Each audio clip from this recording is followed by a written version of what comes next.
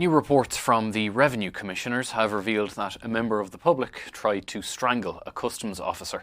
Anne-Marie Walsh reports on incidents that were recorded in files of dangerous occurrences and incidents, resulting in injuries or threats to staff health and safety. It was reported that an officer working at the customs channel at the Stena Terminal at Dublin Port was attacked by a member of the public during a customs search in September. The report, included in a personal incidents file, said the officer suffered neck injuries and trauma and was absent from work for 6 days. In another incident, a driver shouted "bomb" at an official while driving through Dublin Port on October 30th. A total of 233 incidents that raised workplace health and safety concerns were recorded in the files, covering the last 2 years. There are numerous reports of aggressive driving, with some individuals driving at speed towards custom officers or through checkpoints. Harassment and verbal abuse from members of the public and truck drivers also feature in the report, as well as vehicles and an e-scooter colliding with cars, booths, traffic barriers and containers.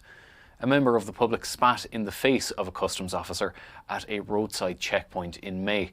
Another report referred to intimidation of a revenue official in Tullamore relating to a Facebook post. In April, a customs officer reported that a driver who was sleeping at the port became abusive after being woken up.